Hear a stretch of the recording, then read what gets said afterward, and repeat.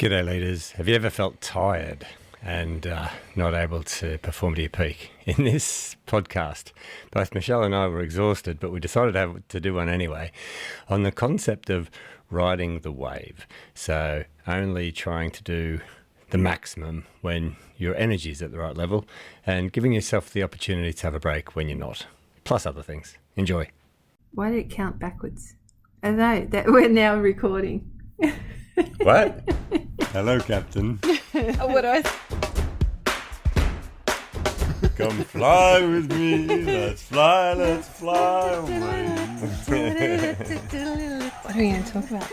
I don't know. So, leadership, life, and everything else. Yeah.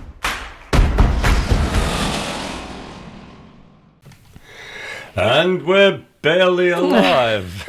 No, I'm struggling. I know. That's why I said let's record a quick podcast about riding the wave. Yes, you didn't have the energy, and I had a little bit more energy than you, but I thought it was a great opportunity to talk about something that I've only just started to apply to myself in maybe the last 5 or 6 years, and that is that when your energy's up, ride the wave. Yeah. Be productive. Do stuff. Yeah. Yes. But when your energy is low, give yourself a bloody break. Yeah. Yeah, so I said, let's go record a podcast about this. And you went, I'm too tired, guy. And I said, that's okay, I'll do all the work. And that reminded me of a concept that we've both heard Brené Brown speak about, how when in her partnership, when her energy is low, Yes. yeah, her partner... Picks up the slack. Yeah. And, when his energy is low, she picks up the slack. And so it's not like you have to be equal all the time. No, but also when they're both low, which happens, because we're not at our 100%, that they acknowledge it and go, let's get takeout, let's have 2-minute noodles, let's just chill on the lounge, let's, and they actually acknowledge that they aren't low. Yeah. And I think, well... We're going away, and it's that whole thing of we've been flat out revving, productive, and now we're just about to go. We are, and it's like, still got so much. We've still got a lot to do, but it's struggling. So we've just had some water. Yeah. But it's a concept I call ride the wave. Ride your wave. Yeah. So for years I was very driven, very goal driven, very push, always trying to get more out, achieve, all of that sort of stuff you do when you're young and stupid. But I've realised over the last, I'm going to guess maybe 5 years or so, that I have peaks and troughs with regards to my energy, with regards to my mental creativity. Yes. And so a lot of the stuff that we do requires certain parts of your brain to be switched on. Yep. So artists call it their muse, when their muse arrives, and that's when they write or paint or create music or whatever it is. You know?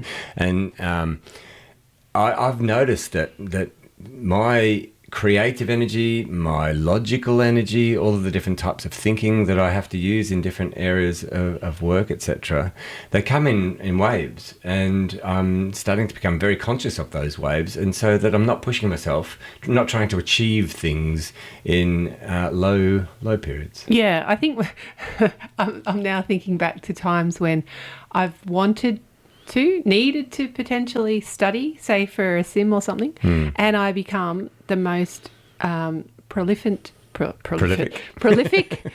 gourmet chef. Oh. My house is clean. Yeah. I do everything other than study. Yeah. And it's, I'm not in the right frame of mind, which potentially I could sometimes I wouldn't get in the right frame of mind. It was only when panic set in, oh my goodness, like that deadline thing the urgency stepped up. Like, do it. And that's contrary to one of the things I teach. I know. That a lot of people say, I work better under pressure. No, you just simply work. It's the pressure that's making you work. Urgency. you can't avoid it any longer. No. But you say you've got energy, but you haven't got the right sort of energy. Correct. Yeah. Correct, No, yeah. and that's about identifying that. Hold on, I'm just not feeling it at the moment, so I'm going to give myself a break. Now, obviously, in life, you can't always choose when your waves are, when to ride which wave. You've got to get out of bed and you've got to get the kids ready for school, or you've got to make dinner for the family, or you've got to do that report that the boss is screaming at you for. So you can't always choose. Well, I understand that this isn't a black and white thing, but it's about identifying that whatever role you have, whatever hobbies you have, you're going to have peaks and troughs, and accept those peaks and troughs and ride them when they're up, and have a rest when they're down. So don't push yourself, because I used to get really hard on myself. Yeah, I used to beat myself up. Why couldn't you be productive this week? Why couldn't you do that? And then that would get me into a bit of a spiral, and then my energy would go down, and I'd still be kicking myself a week later. But now that I've come to terms with my peaks and troughs, I'm finding that when I am at my peak, I'm incredibly productive, and when I'm at my low, I just allow myself to, teeter along, do with the bare minimum, do what's required. Nothing ever falls through the cracks. Like I'm not ever going to let, an area of my life suffer greatly because of it. But yeah, I just like this concept, and it just came to mind when both of us were looking at each other this morning. I'm exhausted. Yes. Well, this week I set a goal, a challenge to myself, that I wanted to edit my book. Yes. And I think there are 68 stories in there at the moment. Chapters, yes.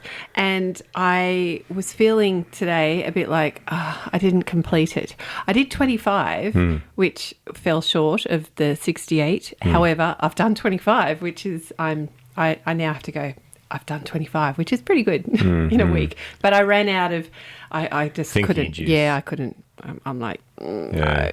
I call it talky juice when I can't talk, and thinky juice when I can't think. Yeah. Yeah, but if you look at the way that book has been written, it's been written on the peak of the waves, and it had pauses on the lows. Yeah, So. and actually the lows, they're sitting with it and just kind of observing life and not actually but producing, gave me then started to fill me with creative juices and possibly a different way of thinking about it, rather than how I was just churning through. Do you know how Albert Einstein used that? So he knew that there was a certain wakeness state that his best creativity, best thinking would come from. And I believe quite a few people, I've only ever heard about Albert doing this, my mate Albert, Al.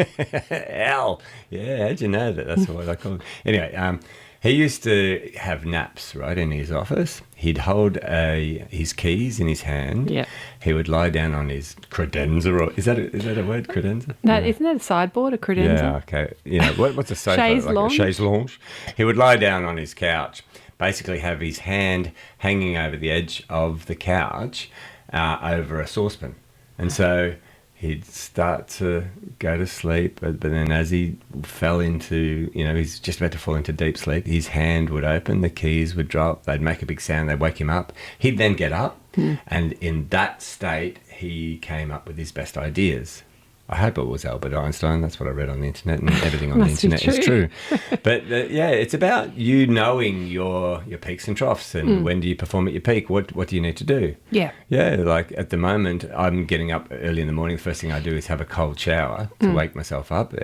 If you haven't looked into cold showers, look into it. But that feeling afterwards, the dopamine rush when your liver is releasing the cold shock proteins, apparently, to fight off oxidative stress, and I don't know what else it does, but my brain becomes extremely clear, and that's when I like to do stuff that requires my brain. Yeah, but the same sort of activities in the afternoon when I'm, in my lull, in my down, that's just useless. Yeah. I actually am now thinking about whenever I'm doing a painting and I become hyper-focused on the painting, sometimes it means meals mealtimes come and go. Slip. But is that you just not knowing the time, or you just so in the moment? Yeah, possibly so in the moment. But I do get hyper focused, and it's like I can't do anything else other than. Some mornings I have got up at 2:30 or 3 o'clock. Wow. Because I'm thinking about it, and I get up and I paint. So it's how cool. But yeah. And your paintings are awesome. Well, I don't do it very often now. So. Oh, well. So your life has evolved, international keynote speaker, TED talker, author. You've got a lot going on, Michelle, to fit in, exhibiting artist. You used to be an exhibiting artist and have big, what do you call it? Exhibitions. Exhibitions, that's the word. Part of but so what we're talking about here is based on, so if it's a daily thing rather than maybe a weekly or monthly thing where you ride the wave of productivity. So if it's a daily thing, it's based on what's called your chronotype. Your chronotype is a concept I read about years ago where about 40% of the population are morning people. Yep. So their brain is at its peak in the morning. 30% of the population are at their peak in the middle of the day, and then you got your night owls. These are the people that can work late into the evenings, but you just wouldn't ask them questions in the morning. Yeah. They're not morning people. But I'm a morning person. I am too. So my brain's peak is definitely in the morning, and so what we teach in the productivity course is that you should always focus on the more difficult, challenging, brain-thinky tasks in the morning. So I always try and work on, any development work. So if I'm building training material, training resources, editing, whatever it is, if it requires me to concentrate, I'll do that in the morning. But my afternoons are for admin, easy stuff. And so if you can start to think about when is your brain able to concentrate during the day, when are you at your peak, when can you really get into the zone, although research says nobody's getting into the zone anymore because of all these digital distractions. But if you can concentrate and you're in your peak in the morning, then focus on your more difficult, more challenging, or even the stuff that drives your creativity. Do that when you're at your peak rather than trying to slog it out when you're not. Okay, I'm going to challenge this. Go. That's all fine and dandy in a perfect world. There is no such thing as a perfect world. That's right, but yes. in a perfect workplace where you can do that. So coming from shift work, as I have, it doesn't always work. No. And often there are high levels of brain juice required. Yep. As you can tell, I'm not at my peak right now because I can't think of the words.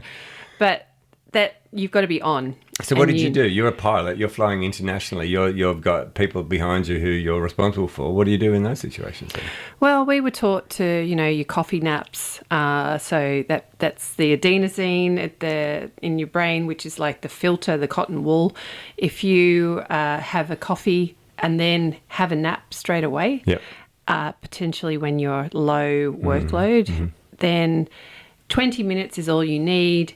By that time, the adenosine will have dissipated and the caffeine gets straight, is that the process? Yeah. Oh, I've heard about caffeine naps. I didn't know that was so it's what was 20 naps. You have to make sure it's only 20 minutes, not 20 minutes. Well, that's the active time of, that's when caffeine wakes you up. Yeah. Yeah. So that's how we would manage that. Okay. Having rest, if you could. I generally couldn't because I was on the 737. We didn't have a crew rest area. It was you rest in your seat, and there were rules around it, company rules around how long the flight had to be and all these sorts of things. So that didn't always work. Of course. Water, have lots of water to wake you up. And then get to sleep when you could. But again, shift work, you'd have 4 days on, and we were speaking to some doctors the other night. That's right. And they have a similar experience. You have, say, 4 days on. Or, they had 7, wasn't it? 7 days on? They had 7. Yeah. So in my shift, for example, if my roster would have 4 days on, and it would be 3 earlies, so you are awake or getting up at, say, 3 o'clock in the morning, 3:30 in the morning, and then the last day of your 4-day roster, it would be coming in for the red eye, not the red eye, the curfew chaser or something. So you'd be doing a late flight, which is when the previous 3 days you've been in bed asleep. So that'd be taxing on your body as a pilot. Yeah. I'd never thought about it from that perspective, how challenging it would be, you know, constantly battling your own biorhythms and stuff like that. Well, yeah, doctors are the same. Yeah. Anyone, I'm feeling very fortunate now. I go to work, talk on stage or run a workshop, and then I'm leaving still when my brain's, you know, peaking. So absolutely. Yeah. Okay. Yeah. All right. Well, I don't have any tips for shift workers, unfortunately. I do remember in uni taking a job in a service station where I did the midnight shift, and I did it once. I quit the next day. I couldn't do it. I couldn't stay awake. I was on my feet sleeping, and I woke up. I'd hit my head against the display case behind me. Like there was no one coming. Hey, can I pay for petrol, please? Why are you sleeping? I couldn't do it. I really couldn't do it. My brain just wouldn't allow me. And I said to the guy the next day, like, he was a lovely man. He owned the petrol station, and he couldn't get anyone to do that shift. No one. And he was sick of doing it himself. And I said to him, mate, I'm so sorry. I fell asleep about 10 times. And he said, that's okay. I can't find anyone. And he went back to doing it himself. And yeah, I remember actually filling up there one night, and I walked in there and he looked at me, you don't want to do it again. Yeah, so I'm sorry to those listening who are on shift work. I do not have any answers for you, but yeah, that's a challenge. So the productivity thing that we're talking about, I suppose, is the fact that we've been driving ourselves, going hard, riding that wave, yes, the peak, and now coming off the other side, it's just one foot in front of the other, and then just acknowledging that, need a little bit of downtime to recuperate, recharge, and then come back again. So we need to be kind to ourselves. Yeah. Kind to our partners and talk to each other. So you check in with your partner, say, hey, where are you at today? And if they say, I'm at a 3, you say, all right, well, I'm going to pick up the slack. And if they say, well, I'm at a 9, can you pick up the slack? I'm operating on a 2. Yeah, we've got to be kind to ourselves and kind to our partners, and ride the wave when we've got it, and accept and enjoy the lulls when you're in them. Yes. Yeah. And maybe not Bollinger to pick yourself back up, because they still haven't got in touch with us. No. And I don't think that's going to pick you back up. That's probably going to put you to sleep. But Lindt might give you a short amount of energy. So we're kind of sponsoring these companies, and they don't even know about it. We're asking them to sponsor us. At least Bose is letting us hear each other while we're talking. Yeah. Yeah. Anyway, Car Wash Kid, thank you very much. More dogs. Ride the wave, Michelle. That's it. See ya. Bye.